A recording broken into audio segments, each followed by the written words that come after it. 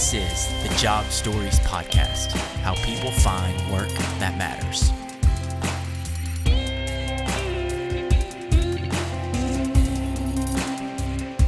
Kyle, if you don't mind, we'll just have you introduce yourself and then talk to us about the current position and job that you have now. Yeah, Kyle Duke. I'm currently the Chief Information Officer for EvidenceCare, which I've been with EvidenceCare. It will be a year here in a week. So Awesome. Coming up on my 1-year anniversary, and became part of EvidenceCare when EvidenceCare acquired Healthcare Value Analytics that I was president of last year. Cool. That's awesome. Kyle, I know because you and I have had coffee and we've talked a little bit, but kind of remind me and tell the folks that might be listening to this, kind of how to get started for you. You can even go all the way back to like kind of where it started in college. Yeah, absolutely. So, I went to college. I was an athlete in college, so that was kind of why I went to college. And what'd you play? I played football at Maryville College. Cool. And I had to get an education while I was there. Had no clue what I wanted to do in life. My last semester of high school, and this was early 90s. Computers were just barely, we had like a computer lab in our high school. There was no such thing as internet, just kind of sitting on a computer that's connected to nothing. But I took a computer class because I needed the hours, and I actually did pretty well in the class. And the lady that taught the class gave me the senior medal for computer science. Had no idea what computer science was. And she said, "This is going to be a huge field. When you go to college, you should major in computer science." I got to college. I had no thoughts about majoring in computer science. I was going to coach, and as an athlete, I was going to coach. I was going to do the coaching thing. So I started out in that, and quickly figured out that I didn't want to be a teacher. I like the idea of coaching. I didn't like the idea of having to teach to be a coach.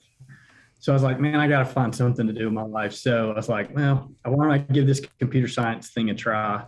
And so ended up majoring in computer science, graduated, ended up with a job here in Nashville, and moved here straight out of college to work with a company that they were building networks for companies. And, being in Nashville, we had a lot of healthcare clients, but we also, like, FedEx was a big client. So I spent a lot of time working for FedEx, building infrastructure, networks, that sort of thing. And as I kind of grew there, got ready for the next thing, I jumped over to a client that was a company called, drawing a blank on the name of the company I went with. I jumped over to Meridian Healthcare, sorry. And that was my first kind of jaunt into healthcare. Did a lot of great things there. Spent 4 years kind of moving my way up the chain. I ran data center. I ran some applications. I did a lot of networking. Like, I touched like everything you could from like a technology perspective. Had a great group of folks I was working with, but really started to get interested in the business of healthcare there. And, being in Nashville, I knew career-wise that would be a good spot to be. There would always be opportunities with all the healthcare here. Yeah. And so it was a great 4 years of experience doing a lot of things.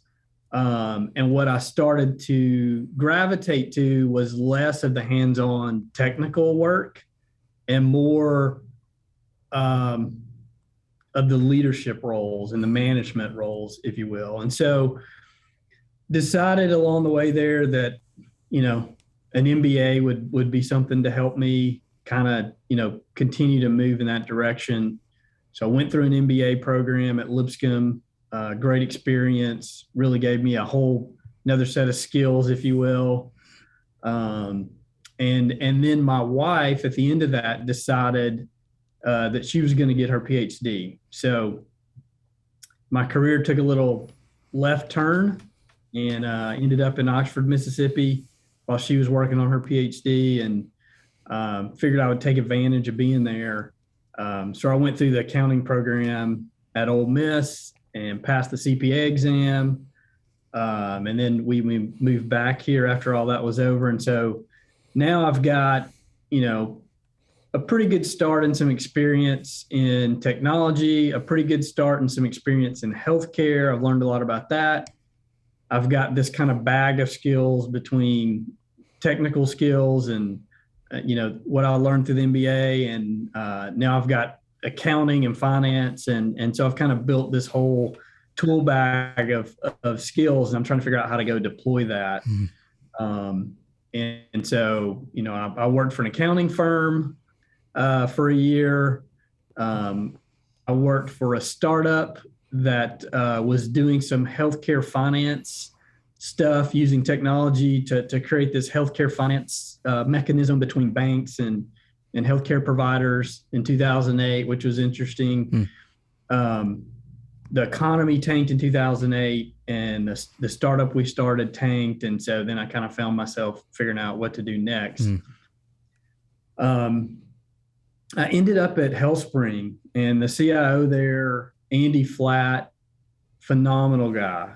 And, one of the big mentors in my career along the way. The first day on the job, I sat in Andy's office and we were having a conversation, and he said, what do you want to do? You're coming to work for us. Want your time here to be valuable. So let's talk about what you ultimately want to do. And, you can help us with your skills, and we can help you kind of achieve what you want to achieve. And so I said, well, I want to take your seat. I want to be a CIO. That's what I want to do. And he said, okay, I love it. So let's figure out how to make that happen. And so I spent 6 years working with Andy, and he was phenomenal in making sure that I got to experience a lot of different things. Some things I was good at, some things not so good at, but all that's part of the process. And I got to the end of that 6-year period. HealthSpring had been acquired by Cigna. We had gone from kind of a later stage startup sort of filling environment to a company that grew really fast and became a big company to a company that was bought by a huge company. A lot of changes. I've gotten a lot of different experience, and I had an opportunity to take a CIO role with the state of Tennessee over their Medicaid program. And Andy being the mentor he was, there were 2 or 3 opportunities that came up about the same time, and I would sit down and talk to him about them, and that's kind of the leader he was. And he's like, yeah, let's talk about it. Let's talk about the pros and cons. And when the right role came available, he's like, yep, you're ready. We've done all these things to get you ready. This is going to be a great, opportunity for you to step in and be in a CIO role and learn and lead. And and so with his blessing, I kind of jumped over and did that, and was a phenomenal experience there. Found myself leading this huge organization. There was almost 600 IT employees, if you will. Oh, wow. Between our state employees and then a huge contract we had with a partner that supplied us with a lot of different skill sets to help sort of fill out the organization. Learned a ton, and definitely learned that there's a lot of politics in big organizations, and there's definitely a lot of politics in a state organization, and learned kind of how to deal with those, but just really wasn't exactly fulfilling what I really wanted to do. And so I kind of went through a process with a buddy of mine. He had this process that he would take people to. He does some career coaching, and we went in his office and he got on the whiteboard and he said, all right, let's design, if you could design the most perfect job ever, let's design it. Let's start writing it on the board. Let's get at least 30 things on here. Let's get the industry it's in. Let's get the salary you're going to make. Let's get, are you going to have equity? What are the people like you work with? How big is the company? Like everything we can think of. Let's list it out and let's create the perfect job. And so we spent some time doing that. And then he said, I'm going to hand you the marker. And so we had, 25, 30 things up there. He said, I need you to mark 5 things off the board. So I marked 5. And then he said, I need you to mark 5 more things off the board. And basically we got down, I think we left 3 things on the board, but what that exercise did for me was show me that a lot of the things I thought were going to be important to me, like I need to make a ton of money and, the company has to be this big and all of these things that you think. And I really thought about it and I had to make choices. It came down to 2 or 3 things that were really important to me. One of those being like, is what this company's doing and what, I'm going to be doing for this company every day. Does that get me excited every day to go do that? You have ups and downs, but generally, do I look forward to going to doing that every day? And then 2, what are the people that I'm going to be doing that with? Both the peers I work with, the people I report to, what are their values? What are they about?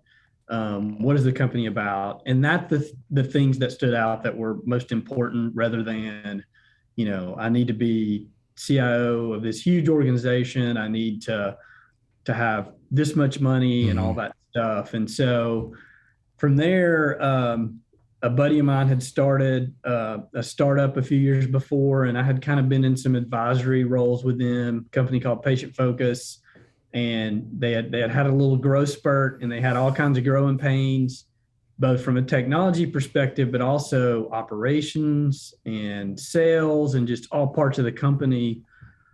And so I had a little growth spurt and kind of checked those boxes. I was excited about what they were doing. I was excited about what they needed me to help with.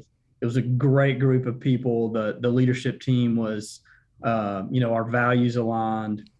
And spent 4 years there. Really, we just kind of transformed that company from an idea that had a little bit of success to a company that could really go scale and grow in the market. And, I just absolutely loved doing that. Learned a lot. And the biggest thing I learned was kind of smaller, growing, scaling companies where, I can take my skill set of technology and leadership and, finance and all of these different things I've learned along the way and apply them kind of is what gets me up in the morning. So, from there we started Healthcare Value Analytics. Now I'm at EvidenceCare, another smaller but quickly growing early stage company. And so that's really where I've kind of found my niche of places where I feel like I can, apply this broad skill set and be most effective. Yeah, that's awesome. There's a lot in there. My brain's going crazy. So this podcast ends up being a little bit twofold. It's got kind of an entrepreneurial / professional advice side, and there's a lot I've already heard from you that we want to get into. But also, what we do in recruiting, so there's some stuff that may be helpful for candidates. But I want to jump back to 2008. So you've acquired all these skill sets, and you had just taken what is a risk jumping into a startup, right? I mean, you had plenty of skill sets to probably go work for a big brand, but you ended up going to a startup, which was risky, and then it ended up kind of tanking. So there's some adversity slapping you right in the face right there. Do you mind to go back to that point and talk a little bit about what became important for you and what you were thinking about in getting back into the job force after really kind of just hitting adversity? Yeah, I really loved the time that I had at the startup, and obviously the bug bit me because I've come back to it later in the career. But it was, I jumped in, and for the first few months it was going awesome. We were crushing it, and it felt like I'd made the right decision. And then just things out of our control crushed it. So yeah, you kind of find yourself with this adversity and what are you going to do? I had 2 fairly young kids at home. I had all this responsibility. So it's like the first thing I knew is like, I need to find some stability for the moment. And it needs to be stability where, I can grow. where I can continue to grow. And that's, really what drew me to HealthSpring. Again, Andy Flatt.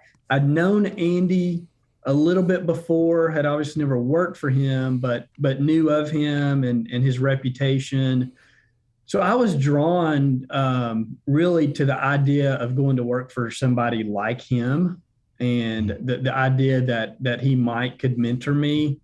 I could never have, foreseen what a huge part of my life he became, and huge mentor he became to me. But the idea of, a company that seemed to be doing pretty well would give me some stability and opportunity, but also provide an opportunity for me to grow and kind of start, working towards things I thought were important to me at the time.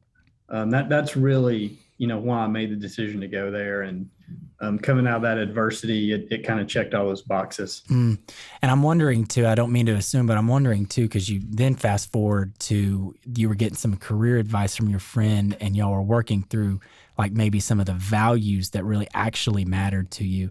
And I'm almost wondering if going through that high adversity time didn't sort of kind of help shape those values a little bit as you started working your way through different positions. Do you know what I mean? Yeah, 100%. Yeah. You kind of go back to those things that are kind of sharp, we're it's iron that's been kind of hammered out into something, right? Yeah. And you can try to get away from that stuff, but it comes back over time. There've been times through my career, especially as I started having some success and, getting roles with more responsibility and more leadership. And not that this is all wrong, but there was a time, early on where I chased really hard.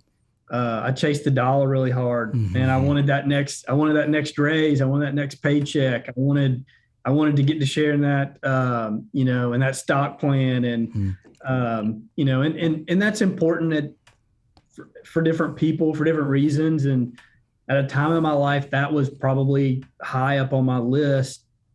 But as I've kind of matured and then went through the process I talked about, I kind of realized that stuff's important, but it's not really what's driving me. And I've been a lot happier when I was making decisions about where I wanted to plug into based on the other things, those other values, like you said, that probably got sharpened through some of that adversity I went through, where, the people I work with are really important. There's not enough money to pay me to go work with people I don't enjoy being around every day, and people that I don't share values with. So, for sure, that's all kind of been, it takes time, and it's kind of forged out over time, but for sure, through some of those adverse times, those things are kind of get formed and become your guiding points. Do you find that, because I know you talked about several people in your past that were kind of like your mentors. Have you tried to emulate them? Have you tried to be that mentor to people younger than you in the profession, or just want to pivot or whatever? Have you found yourself trying to like emulate the behaviors that you valued so much in those couple people in your life? Yeah, 100%. And part of the time that I spent, I keep talking about Andy because I had 6 really impactful years. Ups and downs. Yeah. But that time I was with him, a lot of things I learned from him are things that I've tried to continue to do, which is, one of his principles has always been, surround yourself with good people that are smarter than you, right? I mean, that's really what makes you successful. I've always tried to do that. Andy was extremely involved in, the Nashville Technology Council, the HIMSS organization, all these things. He volunteered, he was on boards, he was active in those organizations.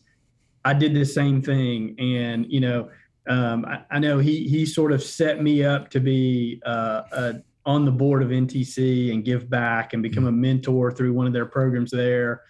Did the same thing with HIMSS. I'm actually doing my second stint on the HIMSS board now. Cool.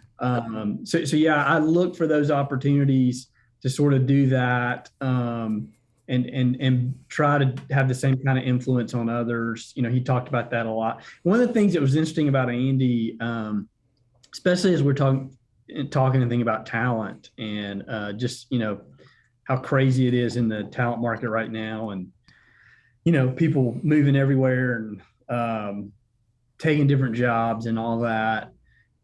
And, a lot of companies, and we do here, you build good talent and you want to retain those people. And we talk about it a lot and we do a lot of things to try to, figure out how we keep talent here.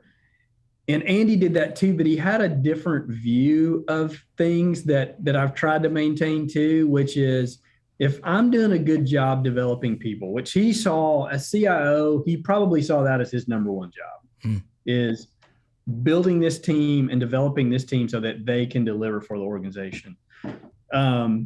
He said, if I'm doing the right thing and building the right organization here and really developing these people, they're going to become very valuable and they're going to take opportunities and I can't provide all those opportunities here for everybody to be the CIO. Right. So he always looked at it as a success when people would come in the organization, spend a few years, work really hard, grow themselves and get an opportunity to go to another company here in town.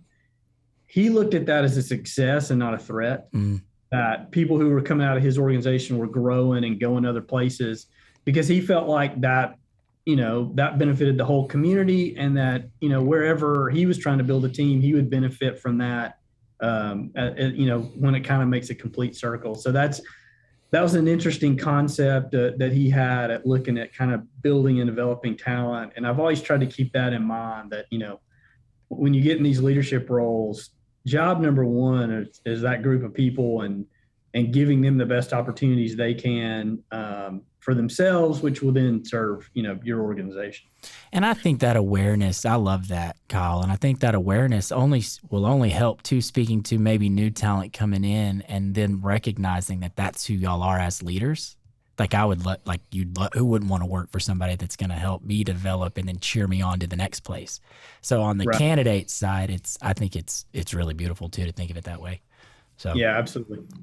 Yeah. I'm seeing like a revolving wheel. It might take a lot longer to get back to you, but I'm sure you'll see over 10, 15, 20 years of your career that the people that you've given back to, it always ends up coming back around to you, either in the form of them coming back to work for you or maybe their nephew or somebody they're connected to. It's just, it is a much longer play, I think, being so giving of yourself, but I think it will end up working out for you. Have you seen that start to play out or?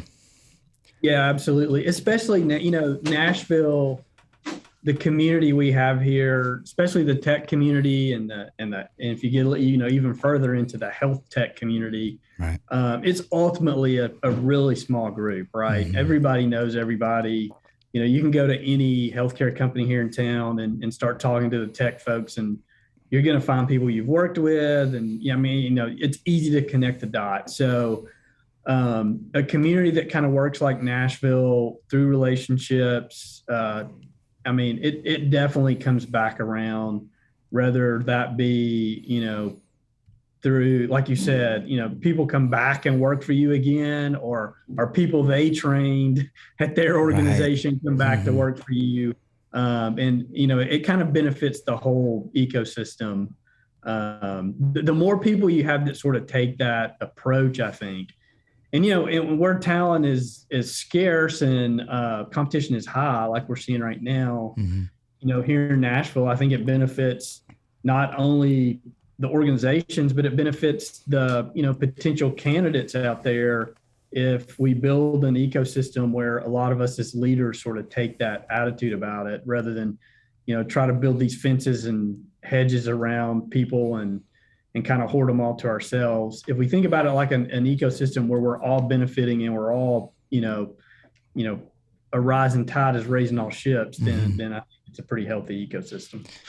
I definitely think there has to be, I don't really know the word for it, but there has to be some like competition. Like I'm sure EvidenceCare has a couple competitors that you want to beat out, but you also can't like hoard your talent in fear of them going somewhere else, because I think in today's market, what we're seeing is people just have options. They have a lot of options.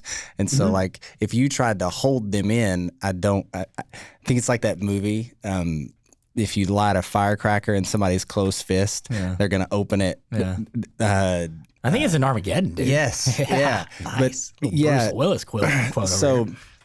I kind of think of the same way. Yeah. I think like whether you like it or not, they have options. Yeah. And so like, what are you going to do when the talent is under your reign, and how can you grow them to help benefit your organization? And thinking about it also, in terms of, you go back a couple generations ago, most people went to work somewhere and, they may change, jobs, if you will, employers, they may work the same place their entire career, or, once or twice in their career. My dad worked the same boss the whole time. 41 years. His boss died. That's why he got another boss. Yeah. I mean, like Exactly. he was entrenched. And that's not the world we live in now. So, So how do you reframe the way you think about that as far as, your team and the talent you have, knowing that we're all entering into, compared to that, relatively short-term contracts, right? We're all going to change a lot. So when you kind of enter into this contract, if you will, with talent that you're bringing on, it's a good way. Why not just acknowledge that up front and say, hey, we're going to enter into this contract. You've got a set of skills that are going to be really valuable for us in the short go here. I want to understand what we can do to help you also further your career. It'll be mutually beneficial. And then at some point, it'll make sense for you to go do the next thing and for us to bring in the next person, right? And if you kind of just, understand that on the front end, I think it makes it a better experience for both the company and the folks you're bringing on, right? I mean, if we created these things where, we all joined a company and did it for 20 years, that'd be one thing, but it's just not reality. So we know they're shorter term contracts. So let's figure out how to make it mutually beneficial for everybody in the short term. You're spot on. This has been awesome. We try to keep it around 30 minutes. So I'm going to kind of close with a couple more questions, but I'm already considering this installment one of a few, if that's okay with you. We're going to have you back because it's been great. There's so many nuggets in here. But I wanted to ask you what's next. This can be for EvidenceCare, how your path with EvidenceCare, or even personally, like what's kind of next for Kyle? What are your goals? Where are you looking forward? Yeah, so in the immediate future, I mean, I feel like I'm on a rocket ship here at EvidenceCare. Since we combined the companies early last year, the second half of the year last year, we were on fire. I mean, it was amazing. We were closing deals, we're doing implementations, and that has continued this year. So I feel extremely fortunate to be here right now. Those things that are important to me as far as like that team of folks. I've hit a home run here. Bo Bartholomew's our CEO, has built a great culture here. So for the short go, I'm loving life. We're crushing it. And, for the short term, I feel like we're going to be very successful. Looking at a little longer, I don't know. It's a good question. My wife and I are starting to have these conversations because we just sent our first kid to college and our second kid is in high school, and we can kind of see the end of that. So, we're starting to see what empty nest is going to look like. Yeah. And, we're having that conversation now, like when the kids are gone and we have, we're not at a basketball game or football game, like every night of the week. Yeah. Are we going to be at the point where we really like, okay, now we're really going to pour ourselves back into work? Are we going to be at the point where we're like, man, I need to take a break here. Yeah. Let's just take a breath and figure out what's next. So I don't know. That's something we're grappling with at the moment. So what you're saying is y'all have an update on your computers set for Zillow in Athens, Georgia. That's what you're saying. Yeah, that's exactly right. Go Bulldogs. There you go. There you go. Hey, Kyle, where we always like to ask guests too. You can also say nowhere if you want, but we'd like people to come find you if you're okay with that. So where's a good place for people if they have questions or just want to reach out or get to know you? How can they find you? Twitter, LinkedIn, it doesn't matter. Yeah, absolutely. I'm on all the options, right? You can go to the EvidenceCare webpage and look at the leadership team. I'm on there. I think they've put links to our social medias and stuff. But Cool. I'm on Twitter. I'm on Facebook. I'm on Instagram. I'm on LinkedIn. Feel free to connect to me through all those means. I love connecting with people. Love finding ways that to build relationships with people, especially when they're mutually beneficial. I appreciate you, man. This has been awesome. Thanks for your time, Kyle. And I got to hit you up. We got to get some more coffee again sometime soon. So we'll find something. Sounds good. Yeah. Looking forward to it. Thanks, Kyle. Thanks for coming on. All right. Thanks. All right, man. Take care.